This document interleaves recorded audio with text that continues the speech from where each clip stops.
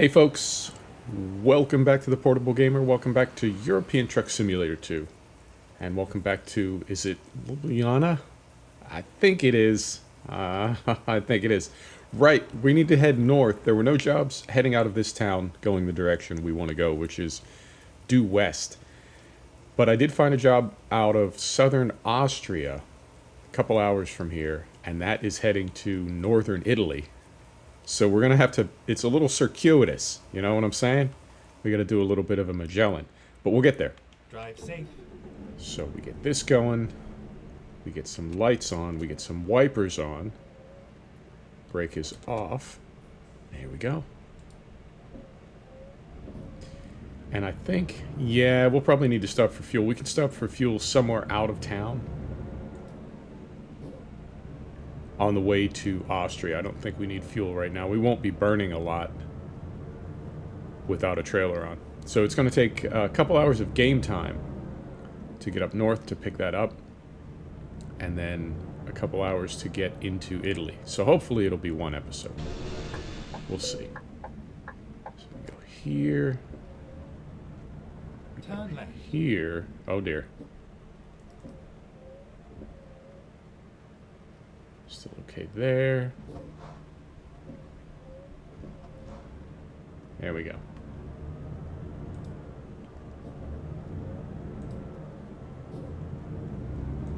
Got it. Concentrating. You know, I get quiet. Right. How's everybody doing? It's Sunday for me, Monday for you. Today, this Sunday, is the first day of football season. American football for this year. I'm super, super excited. Although, my team, my beloved Steelers, are playing the Patriots tonight, and that is not going to go well. Not a good way to start the season. My team is in kind of a rotten phase right now. They're too good to get good draft picks, and they're not good enough to go deep in the playoffs. So we'll see how that goes. Always optimistic, but realistic as well. It's going to be rough. What's going on in gaming? WRC 8, I told you how that all worked out. And in fact, it turns out it worked out as well as it could, because I actually got a chance to play WRC 8, and it's an arcade game. Moment.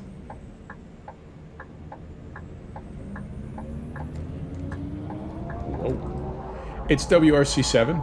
I mean, it's a good game. It's not a bad game, but it's WRC 7, which I lost interest in after I played some other rally sims. The graphics are better than WRC 7. It does have tire modeling now and tire degradation. It does have some additional tech tree, kind of a career building mode. But it's essentially an arcade game, and it has arcadey components that make it, for me, I wouldn't say unplayable, but not really something I'd be interested in playing long term. The one that really turns me off is you have to plan your week, plan your time between rallies in the same way that you need to plan your time in Monster Energy Supercross 2, if you're familiar with that game. Between events, you need to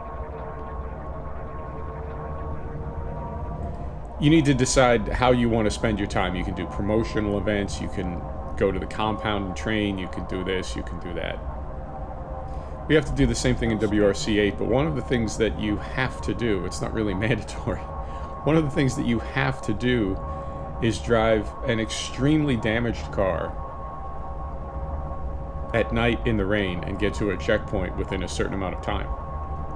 The car is not really drivable, and it's super gimmicky, that activity. It's super gimmicky because the rallies aren't long enough that you would ever need to drive a car in that condition. I don't know if I'm saying this right. The circumstances under which you would be continuing to drive a car in that condition are virtually non-existent. Like, I can't think of a time He's letting me over. He's really letting me over. Thank you, sir. And or ma'am. I can't think of a circumstance where you would need to do that. Or I can't think of a circumstance where I would need to do that. It's gimmicky. It's, I don't know, showing off the damage model. It's very tedious. I found it to be very tedious. And there's no way to get around it. You have to do it. And things like that, to me, that's very arcadey. Hang on, let me get the wipers turned off here. Off, I said. There we go. This is interesting. I don't know if the crossing into Austria is going to be in this tunnel. It certainly is. Okay. That's different. That's unique, although I guess it makes sense. So, two things occurred to me. When I did get to play WRC 8, two things occurred to me. One thing was, I'm really, really lucky that they did post it exclusively on the Epic Game Store. Because I ain't buying it. Not via Epic Game Store. So it saved me $80 because I would have bought it immediately. It would have been a day one purchase for me. As soon as it was available on Steam, I would have bought it. And I would have regretted it badly. It's not my kind of game. Need some wipers. I was waiting for the road to straighten out, but I don't think we're going to get that opportunity. So that's one sort of realization. And then the other thing was, I sort of realized that Big Ben didn't lose a lot when they went exclusive to the Epic Game Store and made the PC users wait a year for it on Steam. I don't think they're really worried about PC users. I don't think they're worried about sim gamers. There you go, right there. It was still not a cool thing to do, to wait till just a few days before release and then tell people that had pre-ordered, oh, by the way, it's going to be a year. It was not cool what they did, but I can at least understand why they did it now, because PC users, not their market. It's an arcade game, and it's really not much of an improvement over WRC 7, to me anyway. So I think the game would have just been shredded by PC sim gamers. So they made a business decision, and they handled it badly, no doubt, but just business, nothing personal. But I really lucked out because my gaming budget is not unlimited. I can't buy all the games and sims that I want to. Man, there's some... The wiper settings are a little bit odd in this truck. We'll find a good speed. My gaming budget is not unlimited. I can't just buy every game and every sim that I want. I do have to be selective, and I'm glad I didn't waste any money on that, because it really would have been just wasted money. Wow, this trip is it's getting a little intense. We haven't even picked up our cargo yet. I feel like we're fighting it. So that is one thing that's going on. What else is going on? For me, there are no other drops until middle of October, when Farm Sim, is it Platinum? Yeah, it's Platinum Edition. Farm Sim Platinum drops middle of October. Looking forward to that. Get around this guy. Like so. Looking forward to that, and I got a cool comment from somebody. I'm really enjoying interacting with my viewers. That's something that... I get the wipers again. There they go. That's something that I hadn't really thought about, but it's certainly a part of YouTube. You know, the bigger your channel gets, the more people leave comments, you respond, you talk, people catch up with you on Discord, that sort of thing. So... Is that the one we want? Yeah, that's the one we want. Easy, Pete. There's so much going on right now. We gotta slow down a little bit, and we gotta deal with the wipers. So I hadn't really anticipated that, but it's very cool. And I guess in hindsight it was inevitable, but it's still cool. And I saw some comments back and forth between myself and a viewer, and then between to viewers in the comments about the length of a series and what kind of gameplay they like in Farm Sim. And I always wanted to have kind of a story mode in Farm Sim. I didn't necessarily want to make just quick cut one-off videos or time lapses or things. I always wanted to have a kind of a slow, methodical. Go up here. And then continue straight on.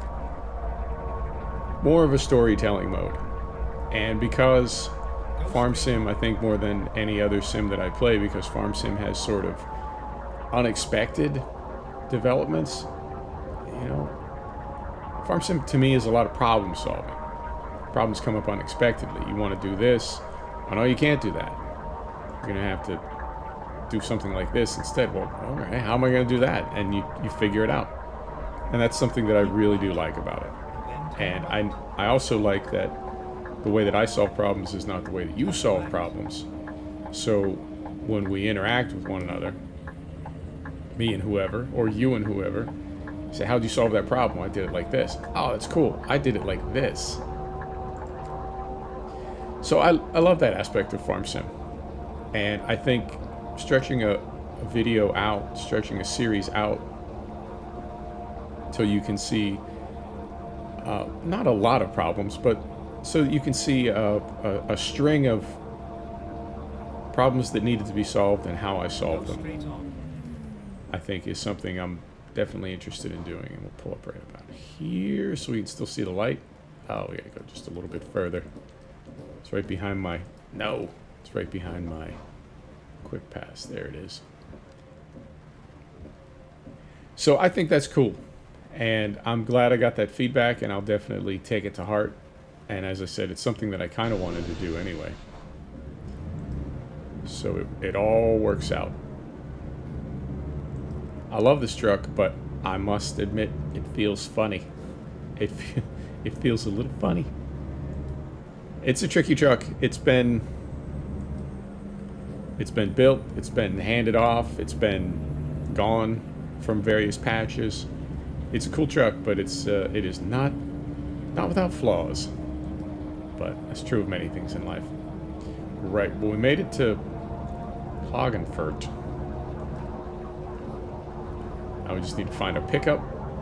I think we got here quickly enough because we had, I want to say 5 hours to pick up the job.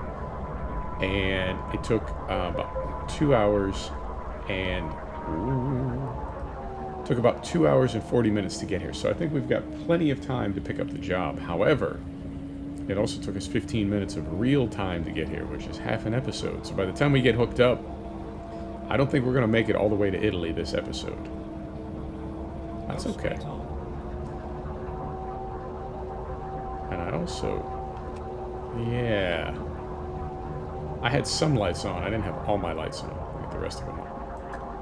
Right. Over here.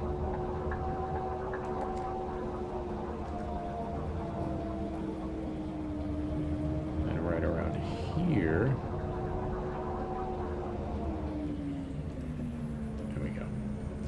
Now, I did see, when I fired the game up today, I did see it patched up, and I have to say these road textures look pretty different. I don't know if they look different to you, but they look different to me. I don't know if it's because we're coming out of a Pro Mods area. I don't know anything. Bottom line, I don't know anything. But the roads look really, really different. So I'm curious what they put in that. I also don't know, man, I don't know anything today.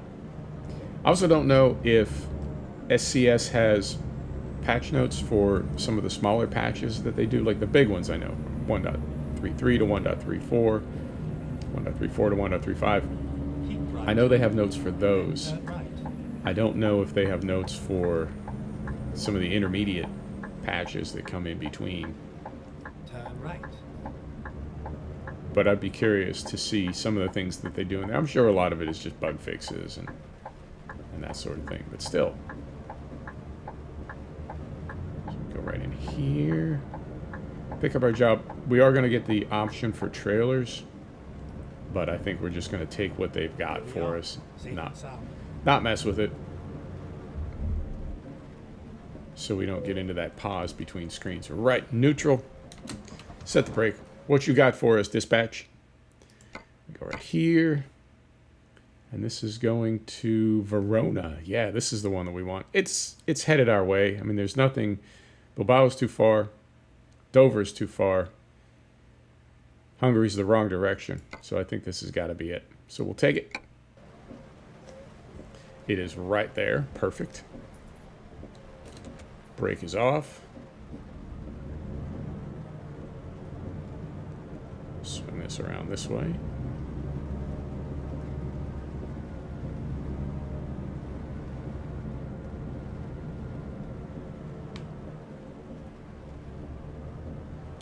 Like so.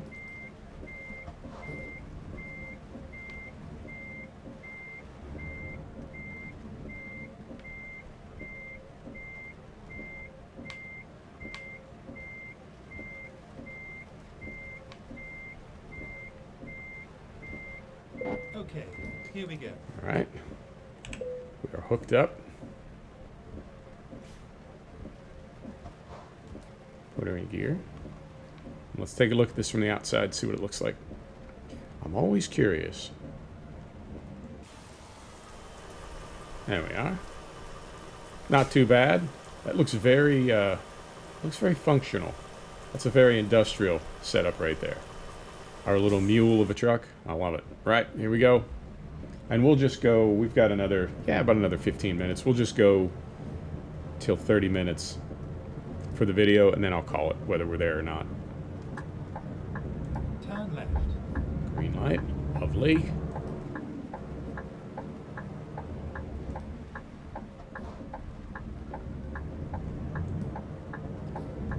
Through here. Right through there. You know, I have to say, I'm sort of, I don't want to say excited.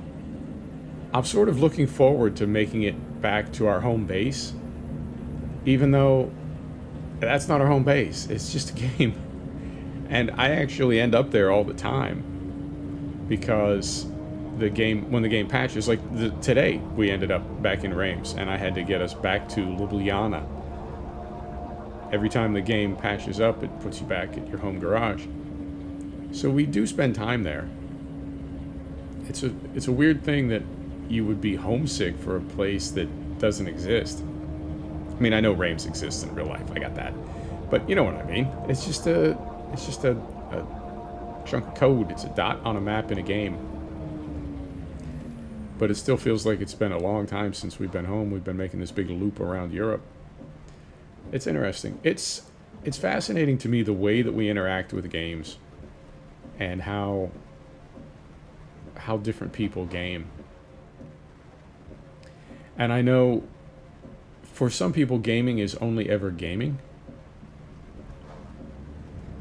And it's sort of, it is its own activity. They don't want to be immersed at all. They just game, right? And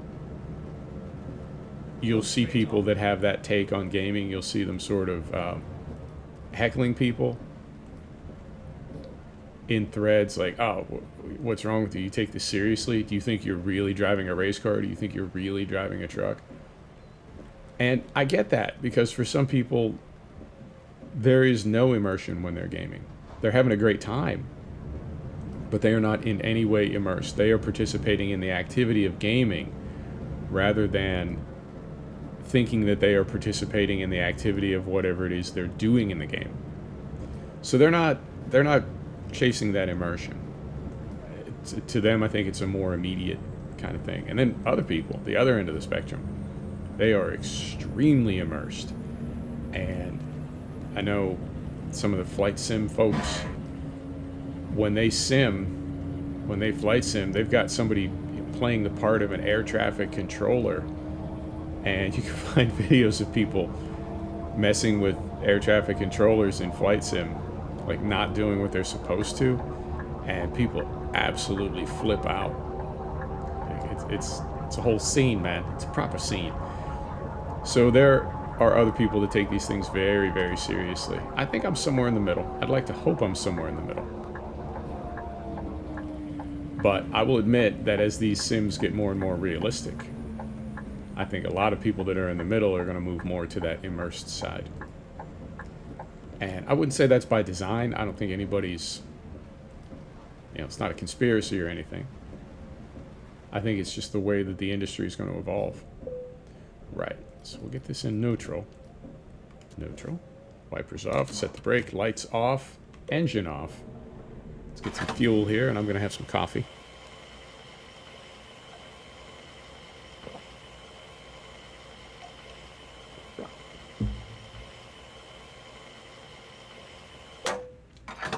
Beautiful. Here we go. Lights on. Wipers on. Brake is off. Put it in gear. Here we go.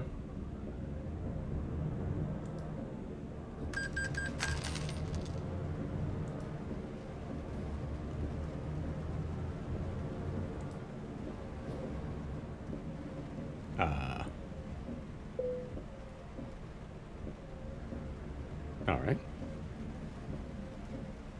Go straight on. Traffic does not... Oh, whoa. Player.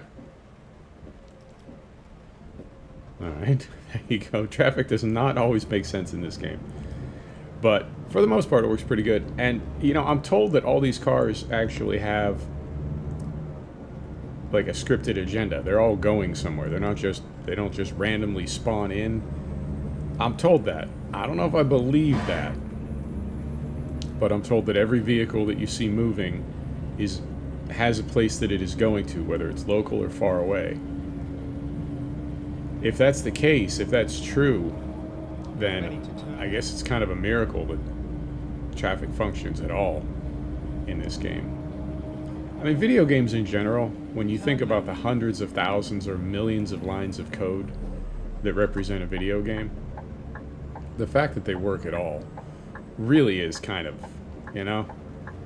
I was playing Dirt Rally 2.0, and it's one of those things, like, every now and then you just gotta, like, take a breath. Every now and then you gotta, like, think about what it is that you're doing and think about how unbelievable it is. Now, I remember playing old Gran Turismo. Sir? And if you... I remember how blown away we were playing old Gran Turismo and how realistic we thought it was. Oh dear. Made it. If you were to somehow travel back in time... I don't even think I need to be over here. Do I? No, go straight. Go straight on. Yep. If you were to somehow travel back in time and take Dirt Rally 2.0 or Assetto Corsa Competizione or any contemporary racing game or race sim, if you could take it back in time to when we were playing old school Gran Turismo, if we were blown away by old school Gran Turismo, and when you see it now, it's like, oh, that's cute, that's nostalgic. At the time, it was very impressive. Could you imagine how blown away we would be by the way games look now? And then you think about what it's going to be like 5 years or 10 years into the future. So I feel like it's, the progression, well, obviously the progression happens at the speed that it happens at. There's nothing we can do about that. But it's still amazing to me sometimes to think how far gaming has come just in the time that I've been gaming, including the gap year when I was not gaming. But it's really been an unbelievable progression for me to see where it's come from and imagine where it's going. I think it's going to continue to get more realistic.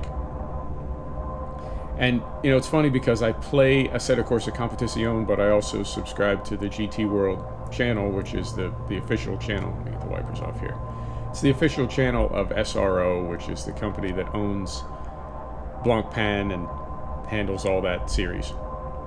So they have all the races. The Hungaroring race was on this past weekend, and watching the difference between playing the game, which looks a certain way, and watching coverage of the real races, which looks a certain way. For the first time, it occurred to me that one of the visual cues that will tell you you're watching a video game versus watching real life is a video game is perfect. It doesn't have all the random, irregular, chaotic reality stuff. And I think that's what's going to be the tipping point when games are accurate enough that they can simulate, when there can be a graphical representation of all the just crazy, goofy, unexpected stuff that happens in real life. And I mean things like, Left. we've got Then continue straight on. left and straight. Okay. Things like, Go straight on. I'm looking for something right now. Like our pavement right now. It's too straight. And the tire pattern is too straight. In real life, there would be thousands of little irregularities there. Well, at the moment, there's no way for technology to recreate that, at least on a citizen computer. I'm sure you could do it with like some kind of secret NSA DARPA project, but as far as regular stuff that we can afford, that technology is not for citizens yet. But I feel like when they can pull that off, when they can have all the sort of chaotic things that are always happening all around us, the things that sort of make up real life, when they can capture that a little better, I feel like that's going to be another big step toward really fooling the eye. And it's close now. It really is. But it's not quite there yet. I think we need another 4 or 5 years. But we'll get there. We'll definitely get there. Right, we're at 27 minutes. Let's start looking for a place to pull over. We don't need to sleep, I don't think. I believe we can make it all the way to Italy on...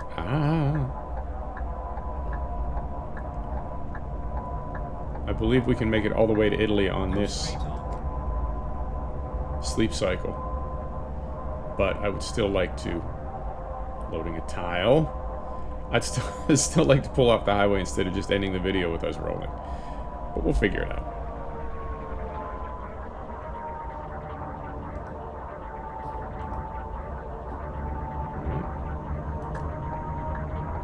Here. And I assume, if we're crossing from Austria into Italy, I assume we're going through the Alps right now. This looks pretty Alpine. Oh yeah, and there's your border crossing coming up on the GPS. Fantastic. I do love this game. It's ridiculous how much I like it. But I really do. Right. Is there a place to pull over here? Maybe. No. We're going straight through. If I can keep it on the road, we're going straight through. Yeah, there we go. No better. Right.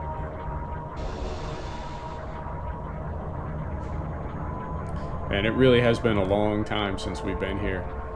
I feel like the game is doing a better job of keeping things regional. So the vehicles that we're going to see in Austria and Italy will be completely different than the vehicles we've been seeing the past few episodes when we were further out into Eastern Europe. I think that's a really nice, accurate, immersive touch. I really do like that. And man, I could not... I really don't think I could play without the Jazzy Cat packs and all that they bring, all the different brands and all the different liveries, and just how, for me, it's sort of immersion breaking to see the same 18 or 20 fake companies repeating. And I know, I've talked about this before, I know there's really no way for SCS to go out and license every trucking and transport and bus company in Europe, get permission from them to use their livery. And that's really a gray area, because then Jazzy Cat, he does it. And it's not on the Steam store, probably because of that licensing stuff. The Steam Workshop. It's not in the Steam Workshop, probably because of that licensing issue. But it is... Ooh, big turn. Big turn. Slow it down a little bit. This truck has a very short wheelbase. There we go. So it's a workaround for sure for SCS because they can't not know about Jazzy Cat packs. And I guess the best they can do is not put it in the Steam Workshop or not officially recognize it. But that mod or series of mods, for me, it makes a massive difference to the game. It's probably as important as pro mods. Although, we ran without pro mods for a while, and the base map is getting big enough. Well, it's not really base map. It's base map with, what are we up to now? About a half a dozen DLC? As far as regions? Yeah. It's getting there. The nice thing, though, when I say that, I'm thinking of, like, Train Sim World. Because Train Sim World, all their DLC are like $30 a pop. There we go. There's a place to pull over. But